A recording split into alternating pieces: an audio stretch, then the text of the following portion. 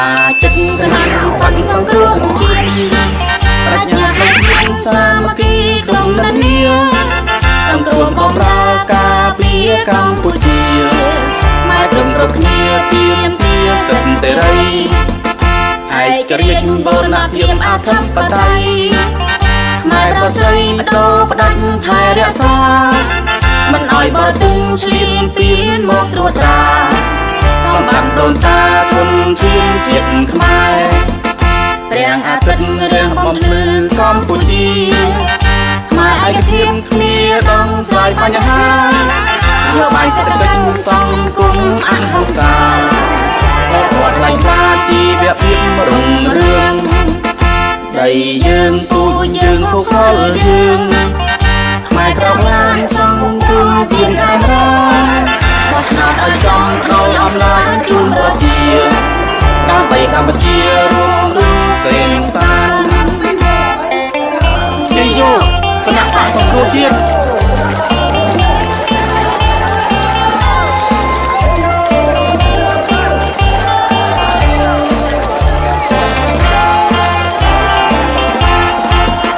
มาจิตกนันปันสงครามจีนปรัชญาไม่เพียงสามัคคีกลมนันเนียสงครามบอมรากาเปียกัมพูชีไม่ตรงรบเนียเพียมเพียสันเสรีไอ้กระเรียนโบราณเพียมอาทัมปไตยไม่ประเสริฐโดประดันไทยเรียสามันอ่อยบอตึงเฉลียนเปลี่ยนหมกตรวจตราสมบัติโดนตาทนเทียนจิตขมายเรียงอาทิตย์เรียงบอมลือกัมพูชีขมายไอ้กระเพียมเมียต้องสายปัญหาโยบายเศรษฐกิจสังคมอันหักษาขอปวดไหลคลาจีเบียบเพียมรุ่งเรืองใจยืงปูยืงผู้คนยืงขมายกรอบงานสังคมจีนไทยรักขอชนะไอ้จอมเราอำนาจจุนประเทียดาวไปกัมพูชี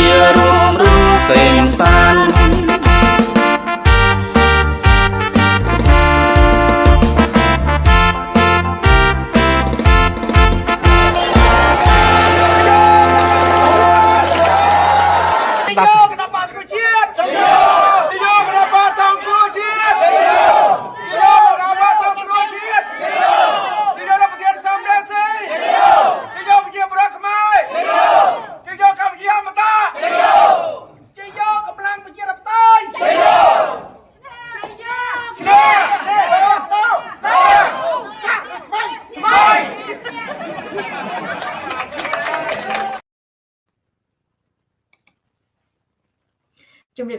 And good evening.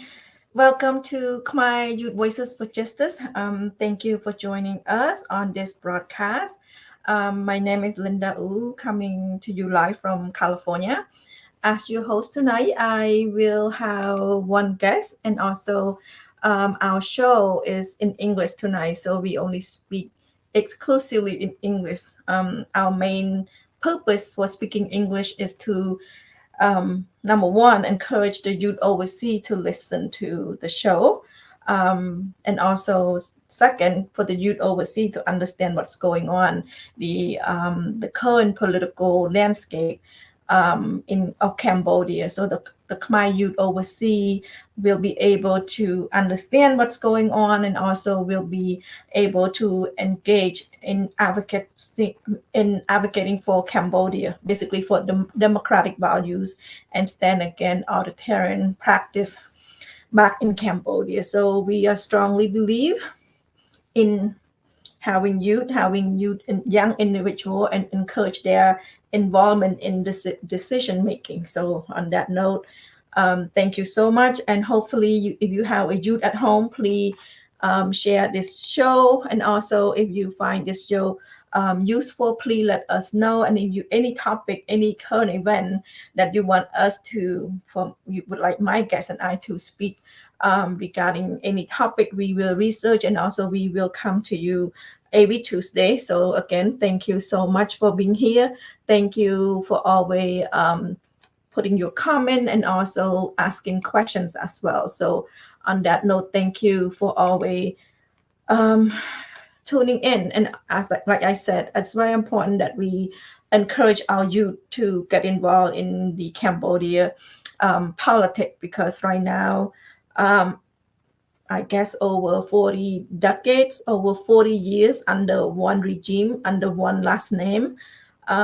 It's something that our youth should be aware of. And it's not something that we see in America, Canada, or overseas. So it is important that our youth understand. And on that note, I have a wonderful man from Montreal, Canada, that just got back from vacations, and he's kind enough to join our show. Let me tell you what today is. Today is February 13, 2024. You are in Cambodia. It's Wednesday, February 14, 2024. So you are in Cambodia. Happy Valentine. So hopefully you send out love, and also hope you receive love. So thank you for joining us on today's show. Our topic for today, was, we got this from the news on February 11. This is from the Ministry of Labor and Vocational Training regarding, they are so proud of our migrant workers. So our topic for today would be social and economical impact of migrant worker. So we want to touch base on that because the regime is very proud of their accomplishment, and we want to open up, and also we want to discuss about this. Is it something that they should be proud of, or is it something that as a regime or as a government of Cambodia, what they should do? So, and my guest will be here. So my guest, let me bring him out. Jimmy Sulupu. How are you doing? Good, good. Yeah, back Thank- home since Sunday afternoon. And today is Tuesday, so you are hopefully you are well rested, because every time I'm on vacations, I need a vacation from a vacations. So Yeah, it's good. It's nice vacation, because I did before go to this place, but sometimes with a big family, sometimes with a friends. So the objective of the visit is different, So this time I just with my wife, I can do what we plan to do. That visit most of the rural area, special landscape, both place. Yeah. yes, you basically, you and your wife brought rain to California. Yeah. So you're responsible for that? The same thing when we was in Hawaii, in ORU Island or Honolulu capital, or city. People told us that we brought the wind and the, the cold by fact. In fact, it's not cold, but in Hawaii when we was there the first few days, or the same thing, it wind, a lot of wind, but lucky also we able to see the big wave, the 10-meter high wave. We saw that, and it's like the show is spectacular, a lot of people, a lot of foreign people just on the beach to see that wave. And we saw the very brave man as a boat surfing man, inside that wave. Us, it really very lucky to see that kind of spectacular, Yeah. Yeah, and thank you, Lukpu. Yeah, Lukpu was in California last week, so we Last week also California. yeah, this the whole week was like, I can almost say almost the whole week we have rain, and the most rain we gotten for so many years. And I've been in California, and so I think we have like 4 or 5 days of rains, but it's very lucky because California is very dry. But we got some green, and also on the mountain we got some snow. So Lukpu brought snow and rain to California from Montreal, Canada. So thank you, Lukpu and Ming, for doing that. Oh, we are very lucky, that the same thing. Some places not rain, like when we was in Joshua Tree National Park. Again, it's very big park, and also really a special landscape that we don't see often. I believe the most landscape that I like is in California. Yeah, even Yes. on the shore side, it's very very nice. Yeah, we are lucky that we have beach. During the summer, we can go to the beach, and on during the summer, we also can go up to the mountain and be hiking on the mountain where we have some tree. But and also lucky when we don't get snow in California, in the valley or in town, but up in the mountain we do get snow. So you get everything in California, just not Yeah, enough yeah. rain. Just not enough rain. But this year we got plenty of rains. Yes. You have the snow on the mountain. You have the desert and a low mountain, and you Yes. have I don't know A lot the of green rocks. mountain. You have the Yes. shore. You have the beach. You have the ocean, and you have everything. Yes. Yes. So our guests, if you ever come to America, please stop by California. And for the kid, we do have Disneyland in California, and we have a lot of Universal Studio. And so, if you never met anybody, our guests who are outside of America or our state that never been to California, come on down to California. Is right now it should be beautiful. It's not as hot. It's just right. So, By well, the thank you. way, the population in California even more than Canada population. Where Canada, I believe California have about 40 million people, and here in the whole Canada, big country, very big country, we have only 39 million people. That show how the people How's start the to food live. in California, Lupu? I beg pardon. How's the food in California? It it's good. In fact, this like I said, this time of visit, we just go to visit the landscape and the shore and the mountain. We didn't have much time to even go to the long beach. We have once, but very very short now. But it's good. But I believe it's a little bit like expensive compared Yes. to what we are in Montreal. Even the fruit that is surprised me a lot. Even the fruit, it even more expensive than Canada because Canada import directly from Honduras, from Colombia, from Mexico, and I believe many fruit from California is local or from Hawaii, So I see that it's like more expensive than Canada. Yeah. Yes. Yes. We have higher tax as well. We, No, no, don't have high tax. Believe me, here in Quebec, we have oh, much okay. So for so it much should be higher. completely about tax then. Yeah, yeah.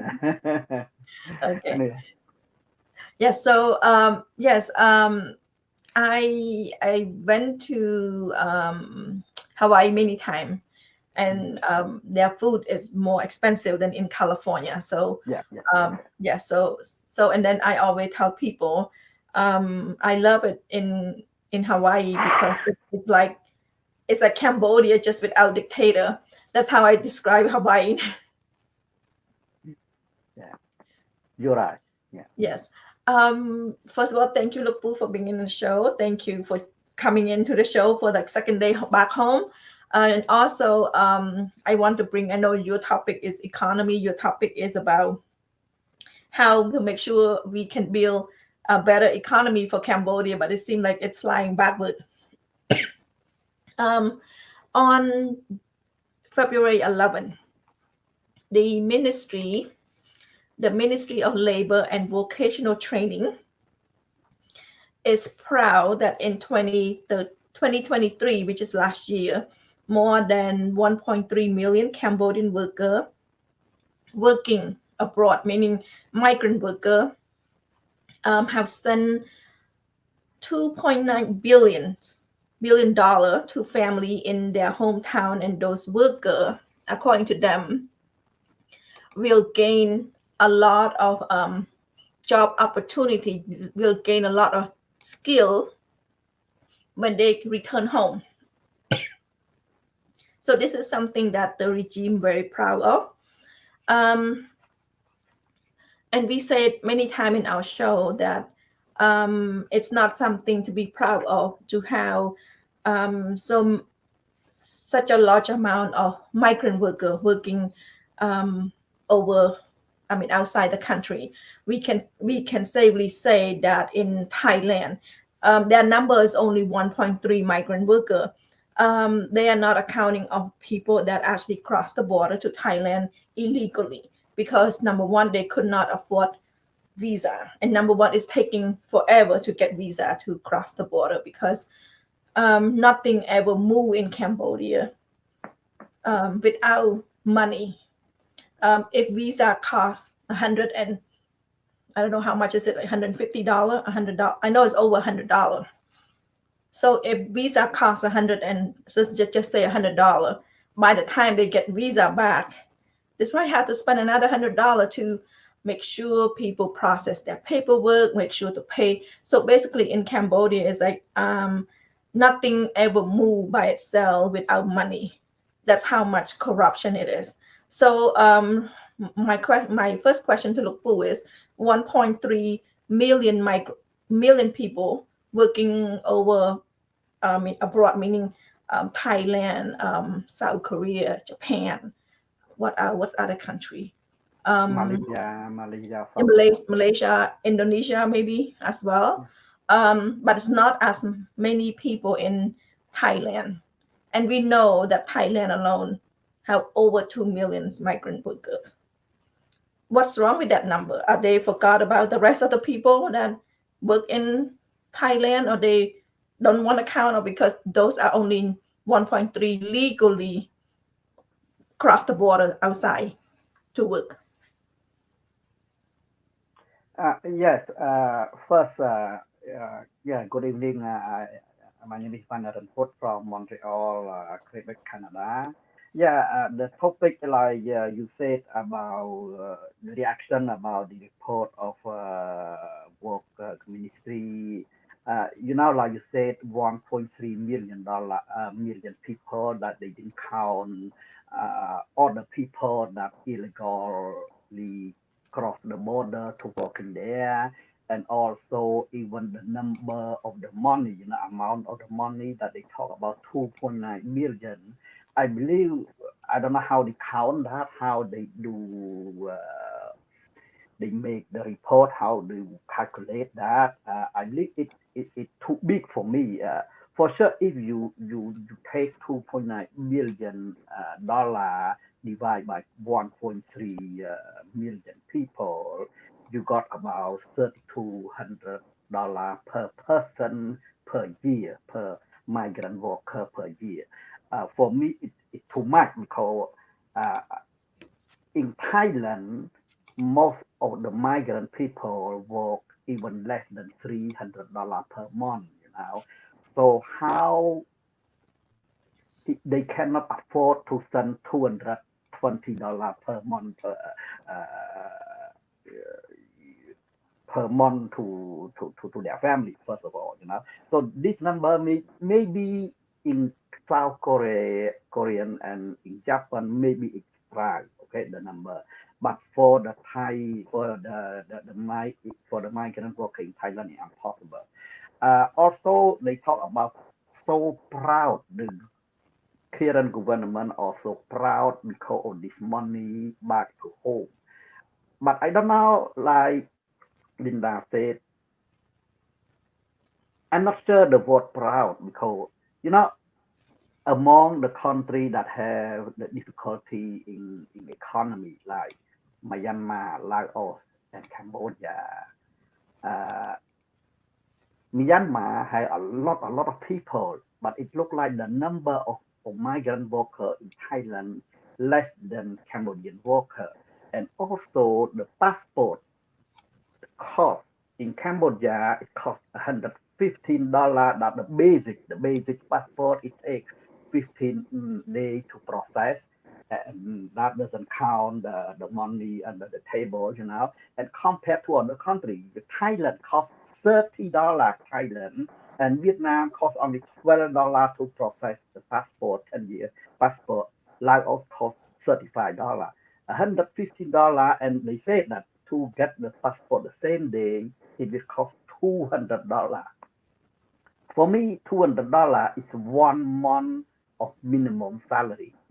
How they are proud that there's so many people from Cambodia leave the country to work outside, and they are so proud. That you know, imagine as a Cambodian people living in Cambodia or we living abroad. I don't know how they can say they are proud to be. Uh, just the cost of passport and also the renew of passport also very big big amount, and also don't forget the cost of visa. You know, when you go to Thailand to work as a working visa, if you need to pay all the costs associated to that, plus the police in the border. You know, when you go to there you need to pay also another step, the police that work in the border. You know, so it's so much amount of money pass through the corrupted people. You don't believe that, but it's true. And in Cambodia, the recent uh, Transparency National International Index that come out, I believe, beginning the end of January, but it report of 2023. Cambodia, it dropped from number 150 to 158, 150 among 180 countries. So only 22 countries that below Cambodia about the corruption. It is so corrupted that you don't believe that. And most of them are where or in Africa, not in Southeast Asia, except the Myanmar. But the Myanmar, we know that the special case. So I don't know. Again, go back to that. We're not sure how they are proud of that. And second point I want to raise is about social impact. Now, no, maybe I want to talk, continue a little bit about the economic impact. You know, when the people send back the money, I believe for this number maybe too high. Example, the people in Thailand send to their family maybe $50 per month.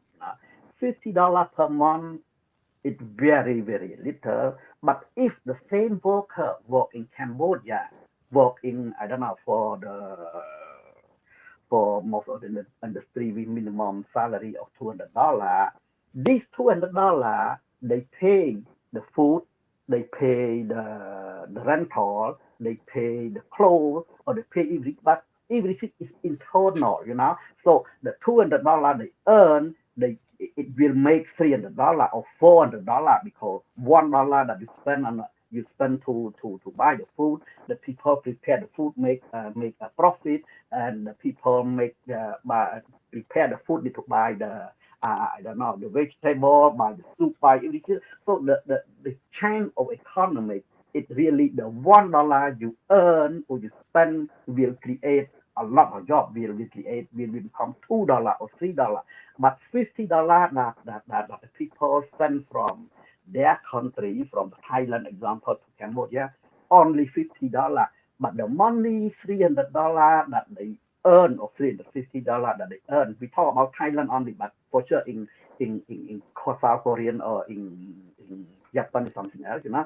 But when they earn $300, they spend $250 in the local country. That makes the Thailand the increase of the GDP. You know, they said that it's not me say that.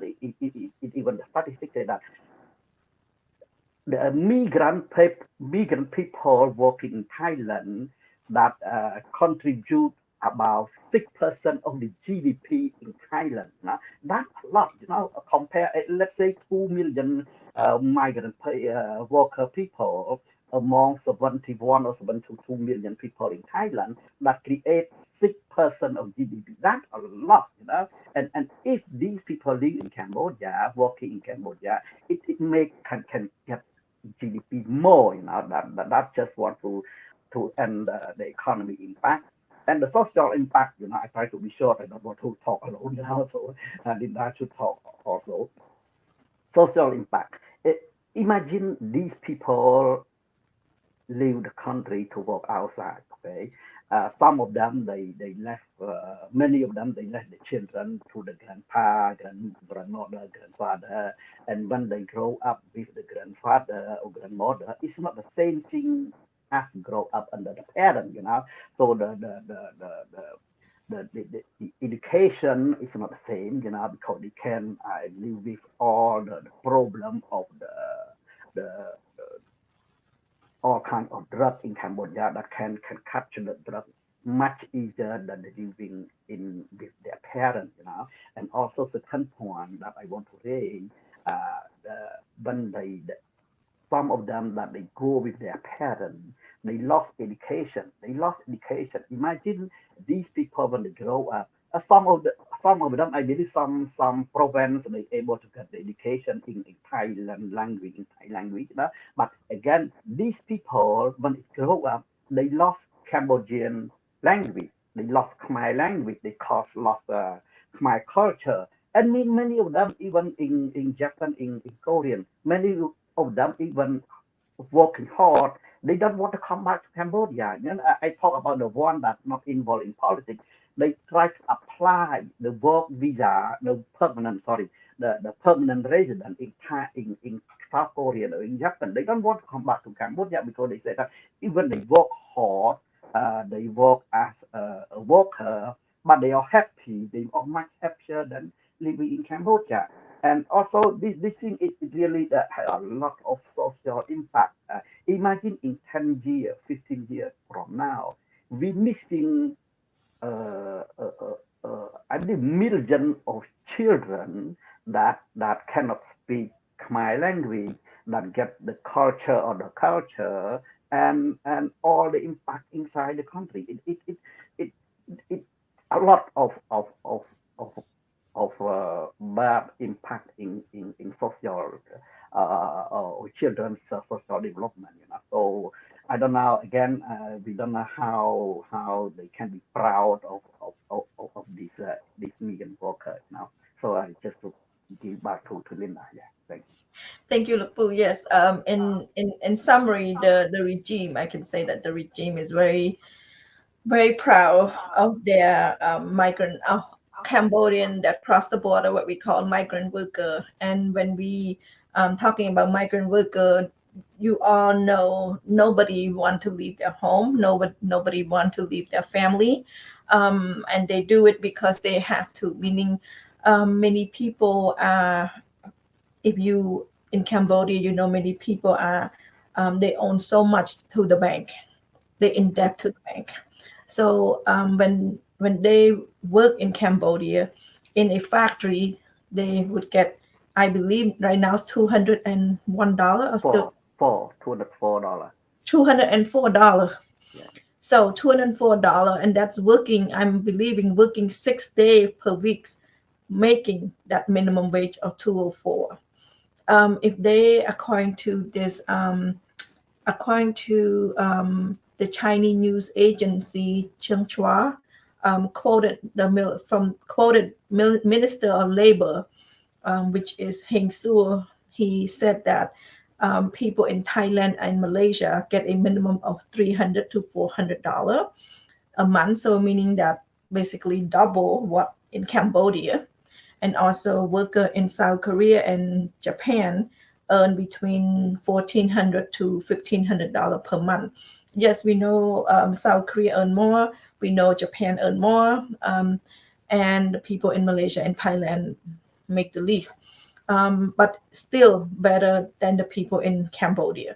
And also, like I said, nobody want to leave their family. Nobody want to leave their home and away from their home. But because of circumstances, because of what's going on in Cambodia, especially what happened is there's no job in Cambodia, period. I know many people would rather work for $204, both husband and wife, work in Cambodia, pay back what they owe to the bank and stay with their family, see their family, versus go out across the border and work for $300 and $400. So basically $100 more, $200 more. I know when you add up, it's a lot, but unfortunately, they're crossing the border because there's no job. That's one thing that we talk about. And also, Lukpu also mentioned when migrant workers, especially migrant workers in Thailand, we have over 2 million migrant workers. And when we say 2 million, over 2 millions, But you say, but Linda, you just said the Ministry of Labor and Vocational Training said it's only 1.3 million.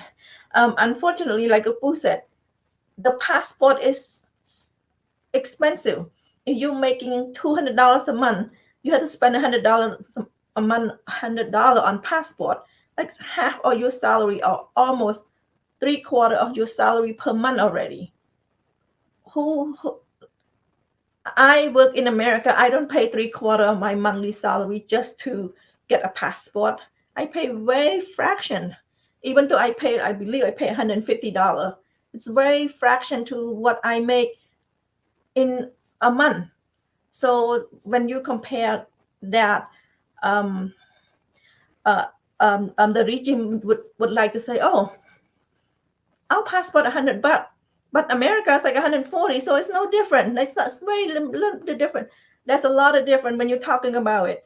You spending $100, that's half of your salary a month, 1 month and half of your 1 month salary, versus if I had to spend half of my 1 month salary on passport, I don't think America would go traveling anywhere. I don't think Puth would go, like, why would you want to, that 50% of your salary per month, it's going to your home, it's going to your car, it's going to other, nobody can afford to do a passport. And the same thing like Cambodia, who can afford to get a passport when it's over $100 per passport? And at the same time, it never come out to $100. It's never like, oh, I'm going to spend $100, send over my passport, they're going to stamp, and they're going to return to me. No. In order to get passport, you're going to know somebody work at the passport. You're going to give them maybe $20. They're going to bring your passport and they're going to do something and it's on hold. Okay, you're going to go to the next person. Oh, can you move my passport? There's another $10 or $20. By the time you get done, that's like corruption, like Puth said. Really bad corruptions, and nothing ever costs the exact amount that they put on paper. Because everybody, in Cambodia, you have to line the pocket of everyone in any ministry. And another situation that's really Puth touch base is really one of the issue is the children. People that go work, especially people in Thai, they are lucky if their parent can help watch the children. We always hear that, oh, now you're going to a town or going to a province, it's very quiet because there's no youth, there's no people that my age or younger or a little bit older was home anymore. Only children home, children and grandparent home, because the people that are able to work, that have energy to work, the workforce, the age that people working is no longer in town, no longer in the province. They cross the border, especially to Thailand, to work. So if they're lucky, their parent can help watch their kid. But many time, the children cross the border with them. And like the Puth said, sometimes they have school. And when you learn, you don't learn Khmer. You go across the border and you learn Thai. You learn other people culture. You learn other people language.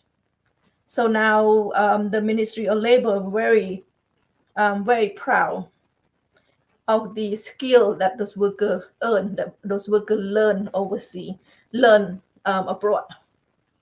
How is it that how are they going to use those skills that they learn when they come back? Like the Puth said, they would rather stay in Korea, stay in Japan,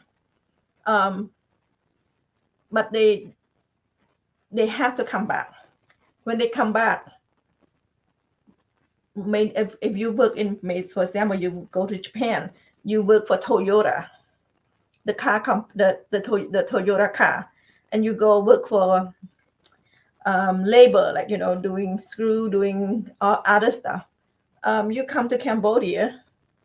Do we have a Toyota plant in Cambodia? I think we should have one in one of the province. The car company, I'm not pretty sure, but the skill that people learn, that those now we just take that number, 1.3 million. in a couple of years, those 1.3 million is going to come back to Cambodia. Does the regime has work for them to do? Does regimes capable of create job for them? The reason they leave in the first place because there's no job for them. I believe in South Korean we saw that a lot of video from the worker in South Korean or even in Japan, uh, they most of them they work for agriculture, and many of them live in very very hard condition, as the South Korean is a cold country, same thing in Japan, so they work in outside to get some vegetable that grow in the water and on the surface or icing, and they stay in the water for the whole day, with all the clothes protected, all the coat shoe protected. But imagine if you work in that cold temperature for a day, for a week.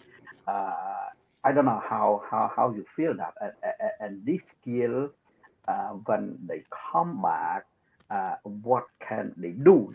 For sure, some of them maybe can use it, but even they want to use it, they don't have the job to do, like Linda said.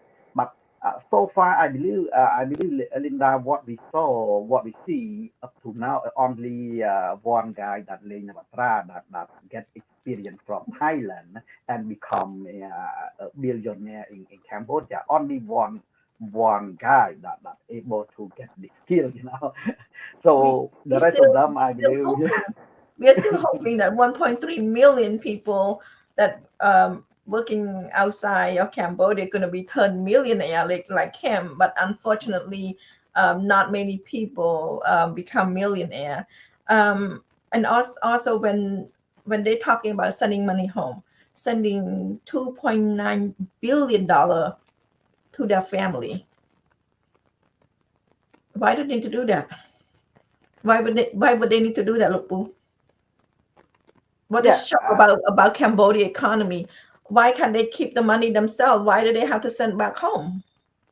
yeah, because I believe the reason, like you said, most of them are in debt, most of them are in or very in debt, some of them they have even uh, one or two or three bank that need to get from them every month, so many of them they borrow only from three bank, and we saw that even and really a real news that talk about from ad hoc or from I'm pretty sure from ad hoc.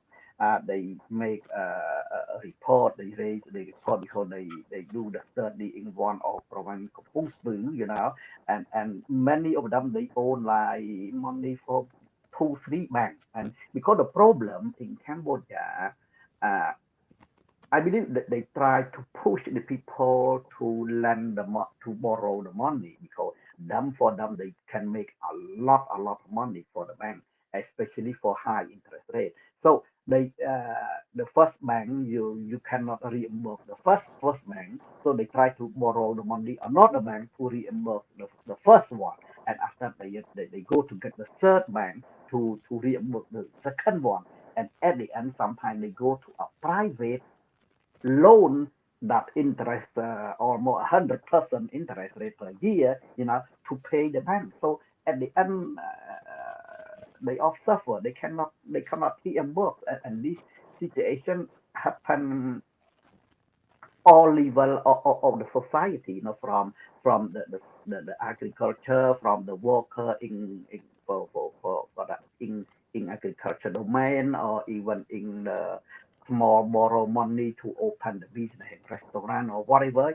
They owe so much money to the bank. So at the end, you know you need to go outside to get the money to reimburse the bank. If not, the bank will take your house, will take your land. So at the end, they all suffer so much. And another point I forgot to talk about also, uh, uh, it's not new. The walking to South Korean and Japan, it happened since almost 15 years ago. Okay, but now it look like it's like kind of luxury work.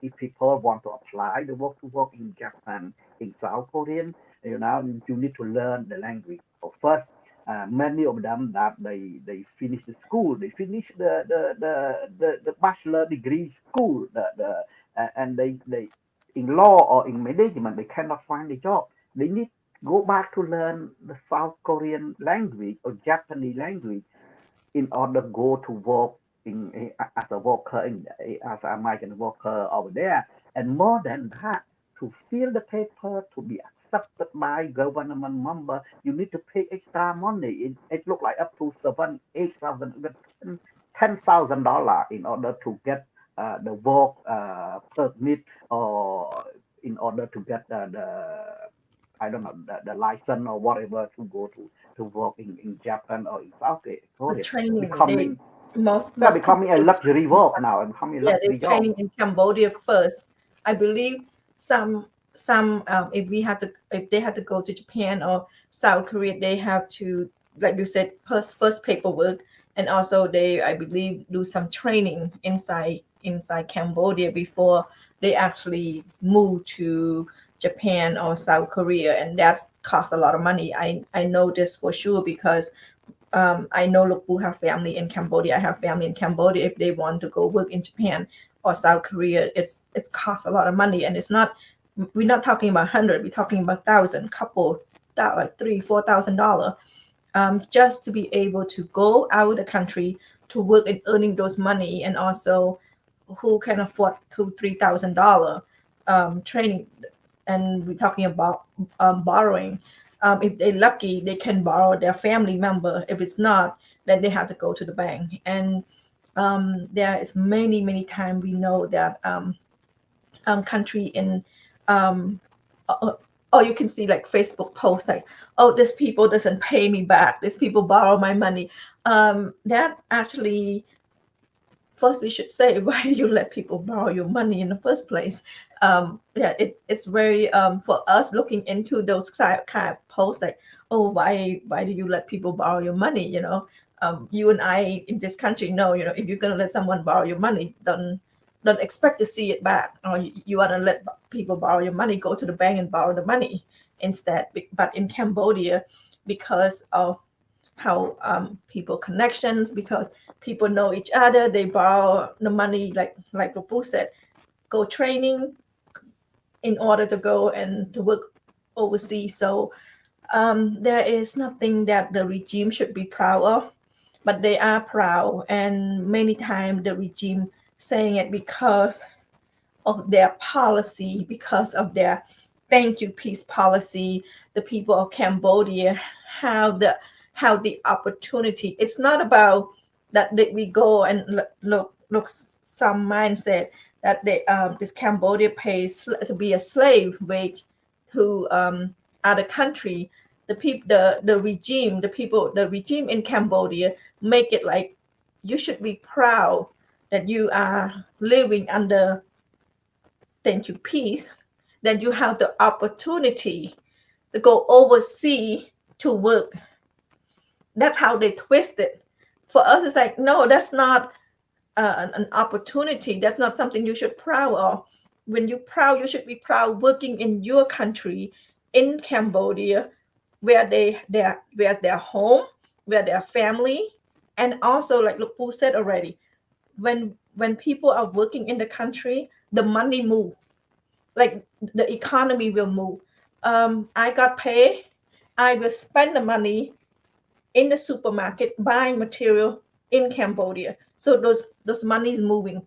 So when just to put in perspective, each locations where the garment worker in Cambodia, they always have like supermarket, because those people during lunchtime they would come out and buy stuff to eat. When the factory shut down, this economy around those factory suffer because nobody come and buy that product anymore. And that's the same thing, like Lukpu said, if we work in Cambodia, if the regime have enough effort, have enough concern about their citizen to generate job, the flow of money will be moved inside Cambodia. It get the economy growing. And also, I forgot to mention when Lupu said people in South Korea or Japan, they many work in the farm, very cold conditions. Those skills that they know, those skills that they obtain from working there, they should be able to bring those skills to Cambodia to work in the farm. But unfortunately, what happened to the farm in Cambodia, Lupu? What happened to the farm? What happened to the vegetable? What happened when farmers grow a lot of fruit? What happened? There no market there. There no No place to market. sell. Yes. Yeah. And they cannot compete with the country. The importer, the country that Imported. yes. And they let import. They don't control anything. And the vegetable that import from China for sure. Aside from using a lot of chemical, they also they use the fertilizer, they produce their fertilizer inside the Vietnam. They produce the what call the herbicide or the insecticide, to kill the insect or whatever they produce. Pesticide. So they produce inside the Vietnam. So their people can buy the product much cheaper than when they import to Cambodia. When the Cambodian people bought the product and to try to do the compete with other country, you cannot, because you buy everything from outside and you try to grow inside the country. You cannot compete. And also the government has, because in Vietnam the agriculture ministry has a lot of people how to grow up the rice, how to grow up the fruit, how to grow up everything. But in Cambodia they live their own. They don't have also the system of the watering system. You see recently that they have so much problem on the watering system. And the country that has a Tonle Sap, but Tonle Sap is the biggest lake in the Southeast Asia, and we suffer. We don't have water, and During the summer we don't have water.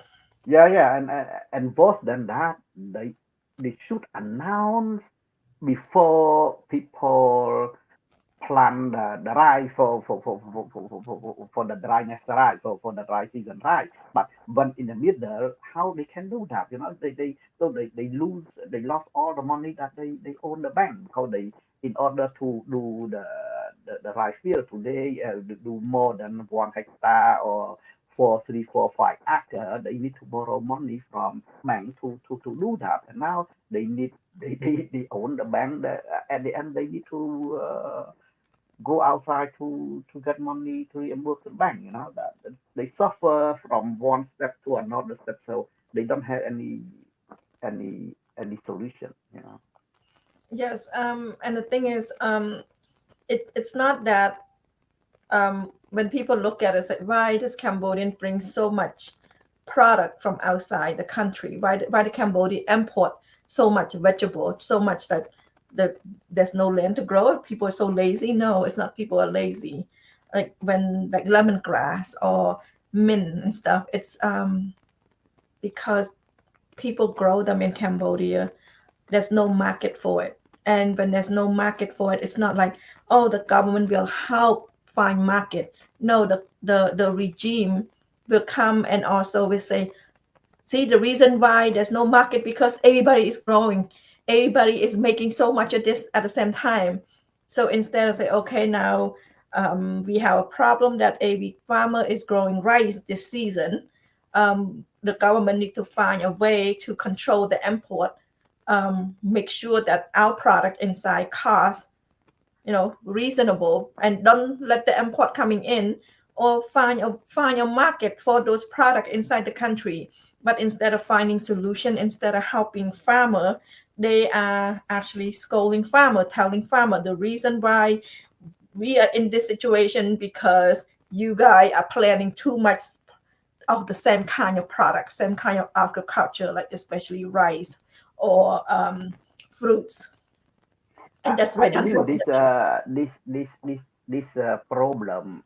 I believe in each country, especially Vietnam, Thailand, that in our border, they have the agriculture ministry that the control how to plant, where to plant, and what is the market, because they know the market before they plant, before they know, so they control that. But so far in Cambodia, the government does don't do any job, they just how each each person as an individual know that who plan what, in each province.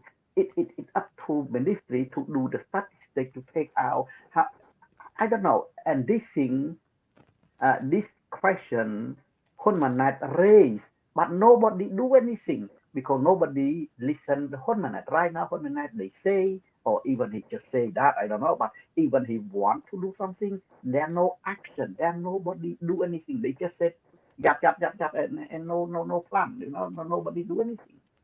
And all kind of problem, even talking about the accident or talking about something else, all kind of question that he raised, nobody do anything. It just leave continue like that, there are no follow up. There are no follow up. Yeah, it's just no follow up. Maybe it's no people are not capable to think outside the box. People only capable of following order.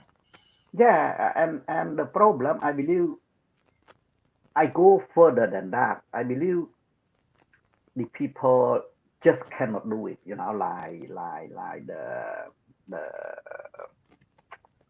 the drug or something else, the same thing for, what we call, I don't know, I forgot the name, sorry, my English is broken. For the accident about the the wine, or the beer, Yeah. the Hun Alcohol. said that, yeah, Hun said that, but the next day you see the same problem again. Next day you see again and again, and even worse than that. I don't know the story of the the son of the lawyer that killed the the the the, the, the athlete of what you call the Sea game. badminton, Is it sea game? yeah, yeah, SEA Games badminton. He got the gold medal, and after that, the father, as a lawyer, he give $1,000 to the wife, and the wife not happy, and the wife put on the social media, because the son do the race inside the city, inside the town, in the downtown or in the Phnom Penh, to race with another car, hit him. And after that, I don't know, Linda heard about that news. After that, his wife, his wife request to pay $800,000 because the wife of the athlete, I don't know what called Borihake, what we call.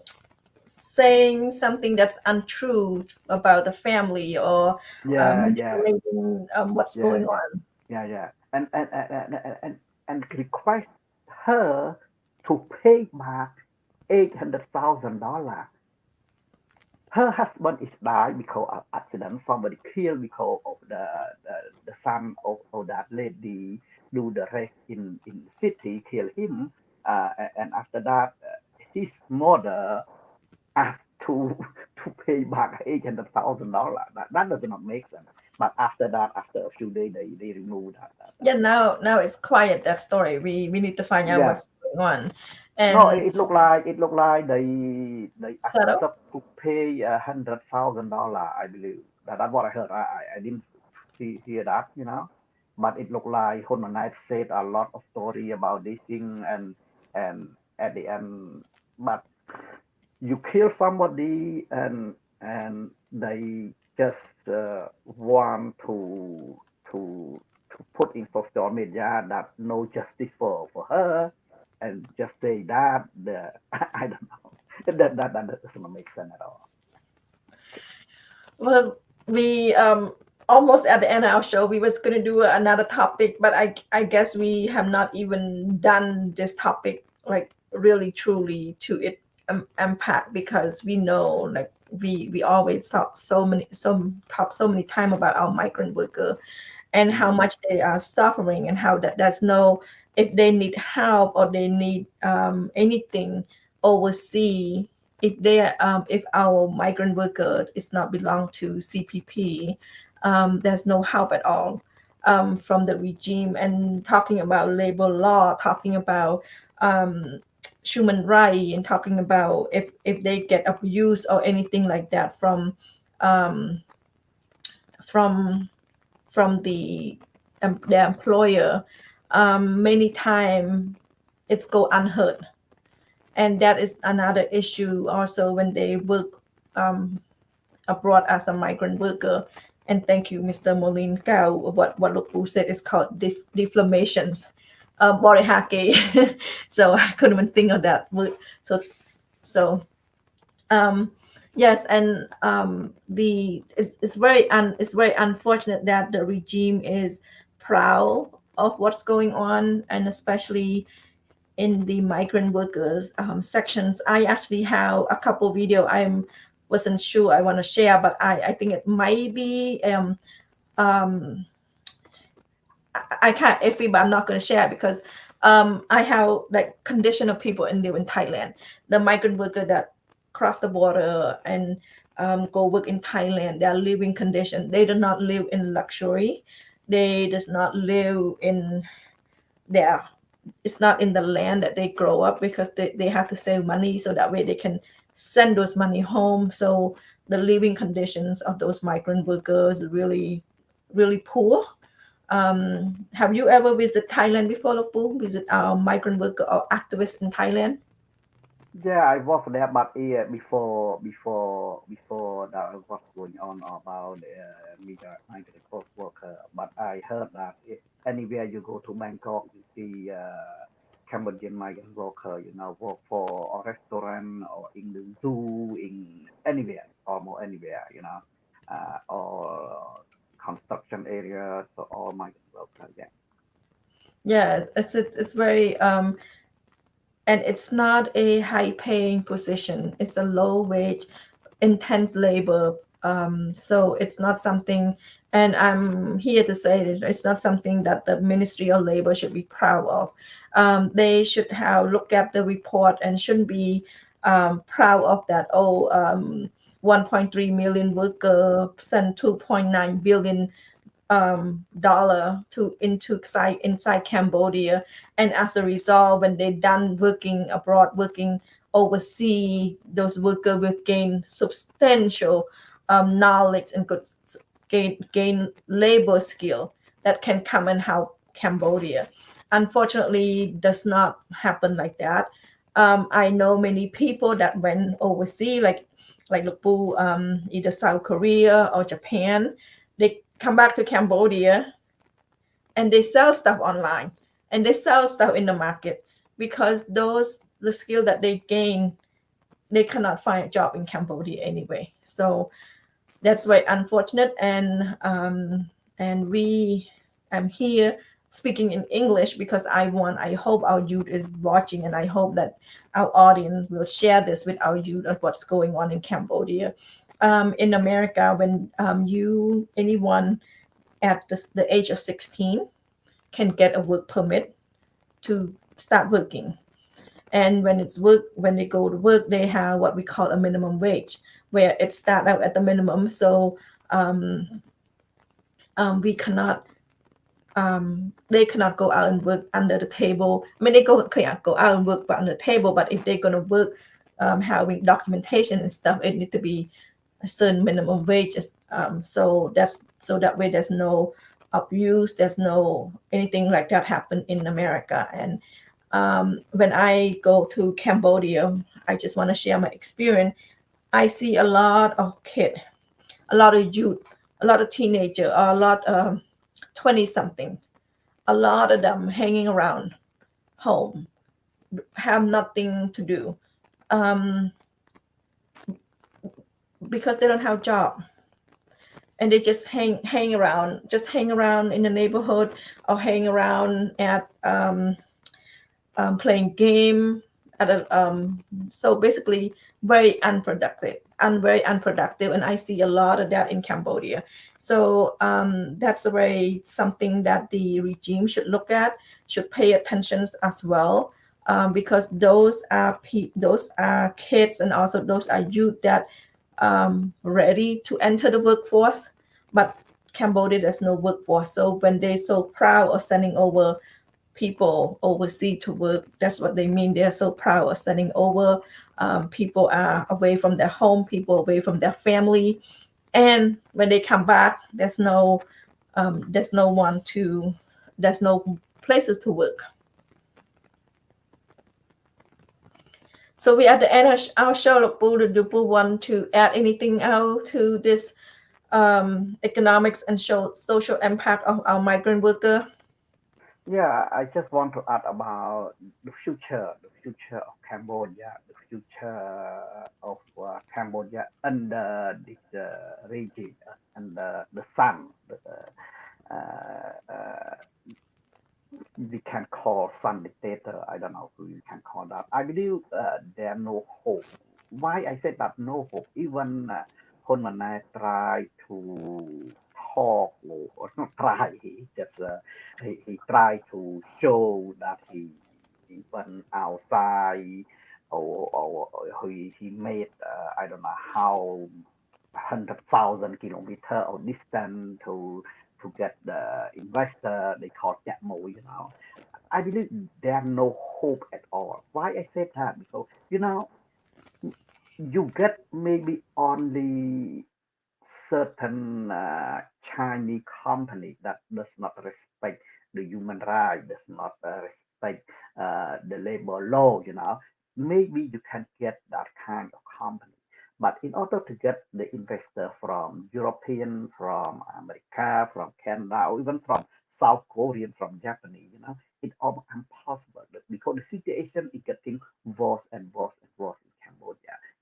We just talk about corruption. We talk about corruption. We talk about you need to pay everything to get the job done, not to get the job done, and this is again the industry law, again the company law, because especially the big company in the United States or in Canada, in Europe, you need to be straight. If you somebody do some corruption, they can be removed, or their stock value will be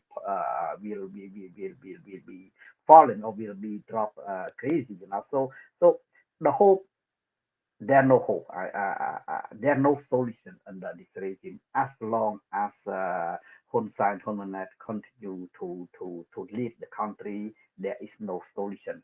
Don't don't think Hun Manet can do anything. Like again, we said that the system, the corruption system is so built in the system, in the whole government branch.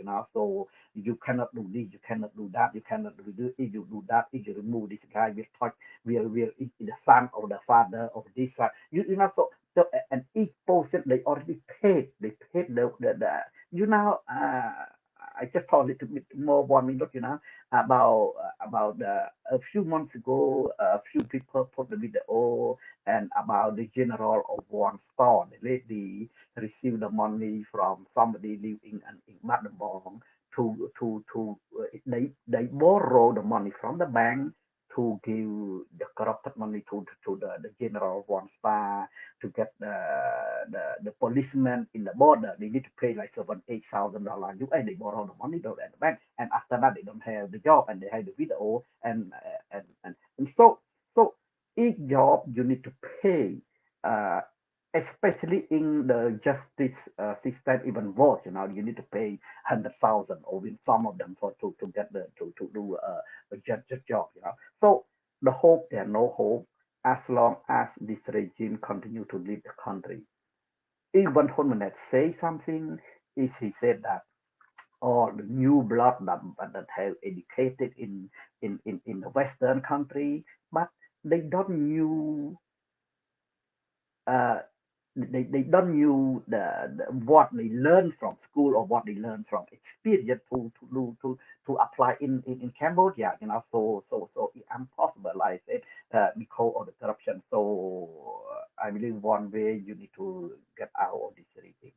Uh, yeah, it take time. It take time. It's not easy because this regime have money, have the weapon, have the military, have the general, have everything. So it's not easy, but we still hope and we work so hard. I believe people living outside, even inside, they work so hard, but they don't show the picture, the work against the system. But I believe as you, as me, as everybody living outside, they continue to work hard to condemn this regime and hoping one day, I believe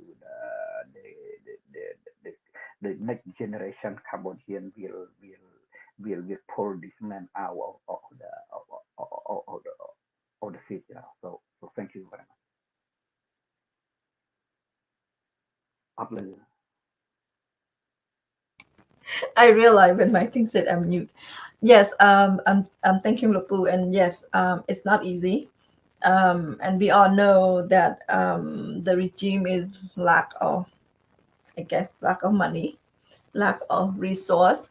That's why they chopping certain pieces of land, giving it to China to build either Rim naval base or build airport, or giving them something to, so that way, like Siem Reap Airport, yeah, it's built by China, and what is the contract for that, and when is the Cambodian people can benefit from those. Unfortunately, as of right now, that there's no benefit at all. Even though you see a beautiful building, but at the same time, it will not generate money for the Cambodia. When it not generate money for Cambodia, there's no money trickle down to the normal people. And also, we don't expect normal people to benefit from it because it's so corrupted. By the time it get to the people, it's like getting a couple cents to them. So it is tough. And like Wu and I and many other people around the world, I guess Cambodian around the world still have hope. That's why we still talking about what's going on. We want to also want our audience to know what's going on in Cambodia, and especially in the Khmer youth overseas. We want them to know, and we also want them to care about Cambodia. So we Lopu, even though Lopu speak French, speak Khmer, he come to Khmer show and English show, so that way we can talk about this topic. So that way we can say, hey, this is not what it's supposed to be. Even though the regime are so proud of this number and so proud of that, we want to show that actually they shouldn't be proud. And the main purpose of the regime is to make it look better, to make themselves look better, and because they have so little to show for, and anything that they can do to twist basically is like fake news, giving fake information, proud of a number, telling our Cambodian people should be proud. Like I said, the regime telling people at Cambodia should be proud under peace, prosperity, and development in Cambodia. That's the reason why they are able to go outside the country to work like slave for other country. And people in Cambodia should be proud of that. In reality, we shouldn't be, people of Cambodia should not be proud of that. People should be telling the regime the reason they crossed the border because there's no job in Cambodia. And instead of, oh, we finding a solution, they're not finding a solution at all. They are proud of the record that there's so many migrant workers. So that case, Lupu, thank you so much for being on our show, for letting out Khmer youth. Hopefully many Khmer youth will watch this, understand what's going on. And thank you, our audience, for being here. I hope you can share this show with Khmer youth overseas, anyone that can understand English. And if you have any topic or any concern or anything, please put it in the comment, And also, if you have not signed up for the petition on the petition is United Against Land Grab and Forced Displacement at Angkor Wat. If you have not signed your name for that, please head to change.org and sign the petitions. We would like the UNESCO, we would like the Japan government, the French government to acknowledge what's going on in Angkor Wat and to tell the regime stop evicting people from the site, and also to bring people back to the land where they used to live for generation and generation. So please, if you have not signed the petition, please head on to change.org and sign the petition. And thank you so much, Look Poo, and thank you, our audience, for being here. And I'll see you next week. Look Poo, and that means happy Valentine's and Day tomorrow. Our audience, happy Valentine's Day. Enjoy and see you next week. Okay, thank you so much. Thank you so much. Thank you, Look Poo, and thank you, everyone. Okay.